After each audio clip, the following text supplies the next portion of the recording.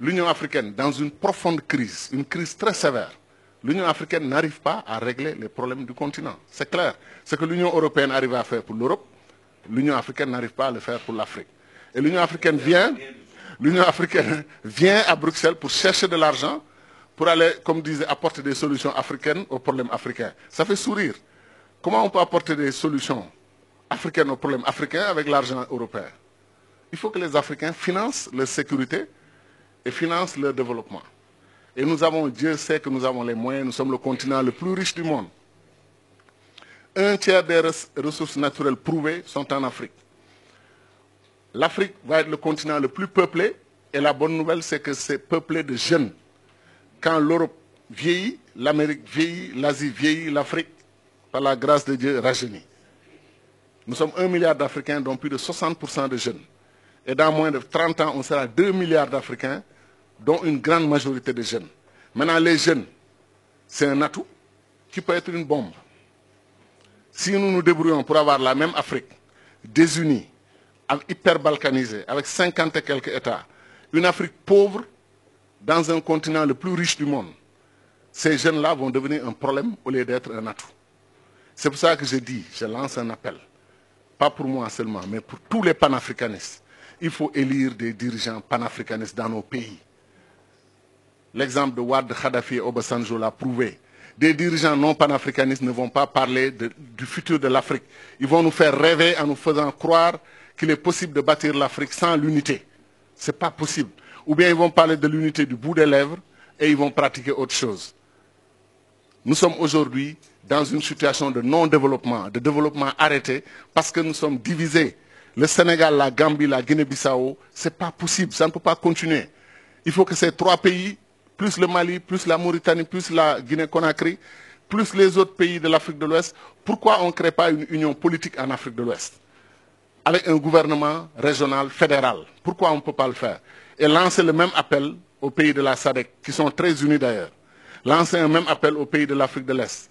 Le pays de l'Afrique du Nord, s'ils étaient unis, vous croyez que l'alliance Maroc-Algérie ne serait pas une puissance comme la France et l'Algérie, la France et l'Allemagne? Très rapidement. Mais chacun est dans sa situation avec les mêmes difficultés et on passe notre temps, chacun d'entre nous est un obstacle pour le développement de l'autre. Vous imaginez que le Mali a 7 frontières. 7. 7 pays empêchent au Mali de voir le soleil, c'est-à-dire de voir la mer et d'accéder. Vous avez la Guinée, territoire Sénégal, Mauritanie, Côte d'Ivoire, Burkina Faso, Niger, Algérie. Si quand 7 pays vous encerclent et chacun prétend être un pays souverain qui contrôle ses frontières, mais il vous étouffe, il vous empêche de respirer. C'est pour ça que nous nous disons, on peut aller rapidement, au moins, à défaut d'avoir les États-Unis d'Afrique, qu'on ait des gouvernements d'union au plan régional, étape vers les États-Unis d'Afrique. Qu'est-ce qui nous empêche d'avoir une monnaie commune? Le franc CFA, là, 14 pays le partagent, en Afrique centrale et en Afrique de l'Ouest. Faisons-en la base d'une monnaie continentale. Parce que si le franc CFA s'allie avec le Nigeria, et on change le nom, on ne l'appelle plus franc CFA, c'est clair. Le mot franc disparaît au moins. Hein, on crée une monnaie africaine commune. Il ne faut pas démanteler ce qui existe et qui fonctionne pour quelque chose dont on rêve. On prend ce qui existe, on l'améliore et on l'élargit au Nigeria, au Ghana. Dès qu'on le fait, on a presque un tiers des pays africains qui partagent la même monnaie. Mais c'est une base pour tendre la main aux autres. Kadhafi, avant lui, Nkrumah, on parlait de Banque centrale africaine il y a 50 ans. Banque centrale africaine, monnaie commune africaine, constitution, citoyenneté africaine, armée, défense commune africaine, diplomatie commune africaine, commerce extérieur africain. C'est pour ça que je dis que quand on a mis Nkrumah de côté, après on a organisé le coup d'État, on s'est retrouvé avec un faux paradigme qui a fait que même les pays africains les plus avancés comme la Côte d'Ivoire sont retombés après dans la situation que l'on sait. Est-ce que vous savez que les Malaisiens allaient en Côte d'Ivoire pour dire aux Ivoiriens dans les années, début des années 70, nous voulons être comme vous? Aujourd'hui, la Malaisie est une puissance régionale. Elle vend de l'huile de palme à la Côte d'Ivoire qui lui vendait de l'huile de palme avant. La Corée du Sud qui avait 1,5 milliard de dollars, 1,5 milliard de dollars de PIB égal au Sénégal, a aujourd'hui 1500 milliards. Le Sénégal a 15 milliards de PIB. Et la Corée du Sud a un niveau de développement équivalent à 25 pays d'Afrique qui sont regroupés dans le marché commun de l'Afrique du Nord, de l'Est et du Sud. 25 pays d'Afrique. Mais pourquoi? Parce qu'ils ont eu le bon leadership, et ils ont appris à être un État depuis 5000 ans. Nous, on apprend à être un État depuis 50 ans. Et des États qui posent problème parce qu'ils n'ont pas de frontières reconnues et acceptées par les populations. Les Africains, les populations sont panafricaines. Ce sont nos dirigeants qui ne sont pas panafricanistes. C'est eux qui bloquent l'unité de l'Afrique. C'est eux qui bloquent l'avancée de l'Afrique. Chacun veut être président de la République avec cortège, escorte, nommer des ambassadeurs, nommer... Et je termine sur ça. Les États-Unis ont 13 ministres, les amis. 13 ministres. Première puissance du monde. L'Afrique a plus de 2500 ministres.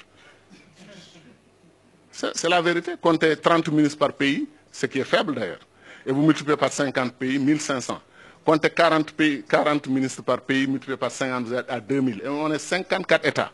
Et si on les suit, ils vont détacher l'Azawad du Mali, ils vont détacher la Casamance du Sénégal. On va continuer l'hyperbalkanisation de l'Afrique. Il faut arrêter ça. Il faut arrêter ça. Il faut arrêter ça. Il est temps d'aller à l'unité. Pour des questions de survie, d'abord du continent. Et ensuite pour des questions d'ambition, que l'Afrique fasse partie des puissances du monde dans 10 ans, 20 ans, à côté de la Chine, qui est un pays aussi pauvre que nous, à côté de l'Inde, qui est un pays aussi pauvre que nous, à côté du Brésil, qui est un pays aussi pauvre que nous. Comment chacun d'entre nous peut faire face à la Chine, faire face à l'Inde, faire face au Brésil, faire face aux États-Unis? Voilà les 4 pays qui vont diriger le monde dans 10, 20 ans. 3 d'entre eux, sont des fédérations. 3 d'entre eux. Et le 4e est en fait, je n'ose pas le dire parce que j'ai trop d'amis en Chine, mais la Chine est un conglomérat de réalités nationales différentes, mais ils se sont unis. Voilà donc pourquoi on a tout intérêt, 1, à intégrer notre diaspora dans le processus de développement, et 2, à aller à l'unité politique.